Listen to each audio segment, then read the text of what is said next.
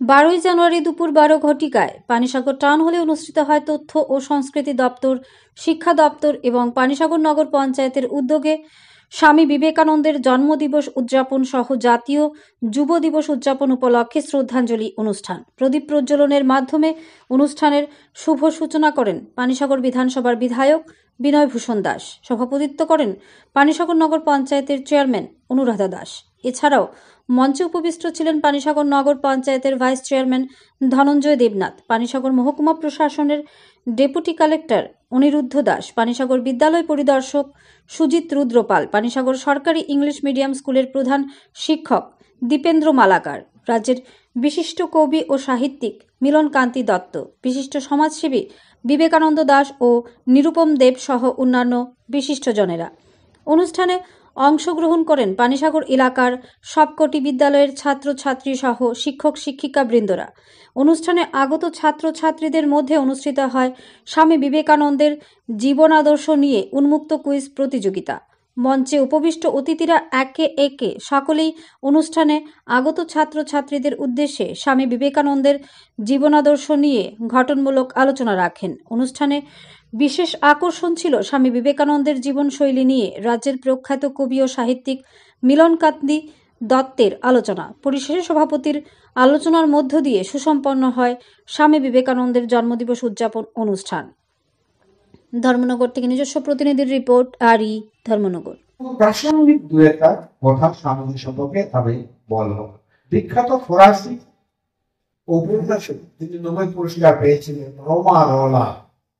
রোমারোলাকে একবার রবীন্দ্রনাথ বলেছিলেন যে if you want to know India study Vivekananda.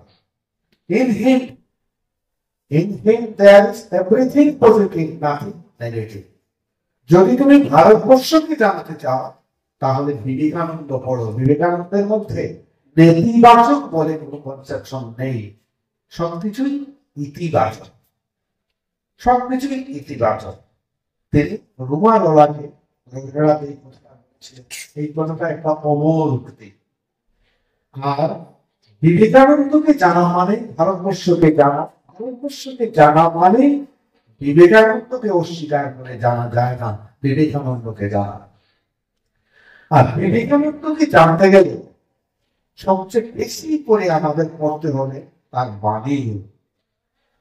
তার বাণীগুলো পড়লে আমরা বিবেকানন্দকে সঠিকভাবে বুঝতে পারবো। বিশেষ করে সেই বাণীগুলো যেগুলো তিনি তার বিদেশি ডিসাইপল যারা ছিলেন, ফলোয়ার যারা ছিলেন, তাদের ছিলেন। কারণ পাশ্চাত্য দেশের যারা দার্শনিক, পাশ্চাত্য দেশের যারা মানুষ, তারা অনেক বেশি মুক্ত চিন্তা করতে পারত, যেহেতু তাদের দেশটা একটা বিজ্ঞান ভিত্তিক দেশ, বাস্তববাদী দেশ। সেই জন্য স্বামী বিবেকানন্দের যে প্রকৃত বাণীগুলো, এগুলো পাওয়া যায় তার বিদেশি শিক্ষক এবং শিষ্যদের লেখা অজস্র উদ্দীপনাময় চিঠিপত্রের মধ্যে ছিল, যেটা থেকে পাইপ দিয়ে পয়সা। এটা তোমাদের বাবা ঠাকুরদা ঠাকুমার কাছে গল্প শুনবে, যখন বলবেন ওরা কুকু কি, এক ধর্মের লোকের জন্য একটা, হিন্দুদের জন্য একটা, মুসলিমদের জন্য একটা, খ্রিস্টানদের জন্য আলাদা আলাদা ছিল। বিবেকানন্দ ছিলেন, বললেন কেন এরকম রাখা হয়েছে? বলছে ওরা ছোট লোক, ওদের হিন্দুতে যদি কেউ ব্রাহ্মণরা কেউ যদি খায় টান দেয় তাহলে চাঁদ যাবে। বিবেকানন্দ ছিলেন, উনি যখন বাবা ছিলেন না তখন সব ওকে একটা একটা টান দিয়ে মাকে জিজ্ঞেস করলেন, তুমি আমার তো জাত গেল না?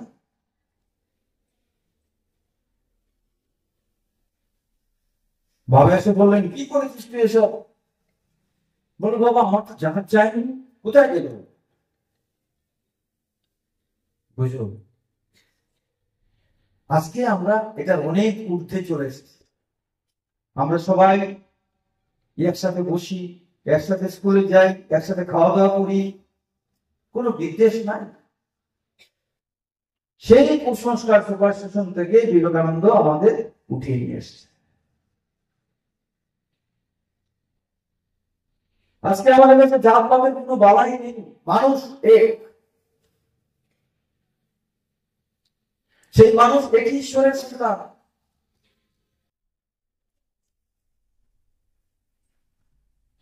আমরা বিভিন্ন ভাষায় ঈশ্বরকে ডাকি, কেউ আল্লাহ, কেউ হরি, কেউ গড। এটাই বিবেকানন্দ বলে গেছেন। ঈশ্বর সর্বত্র বিরাজমান থাকার কারণে সকলের মধ্যেই ভগবান আছেন, সবকিছুর মধ্যেই আছেন। এভরিওয়্যার, এটা স্বামীজি বলে গেছেন। তাই এক ধর্মের লোক আমরা অন্য ধর্ম যারা পালন করছি, তাদের গুরু, তাদের মন্ত্র, তাদেরকে আমরা নির্দেশ করব না।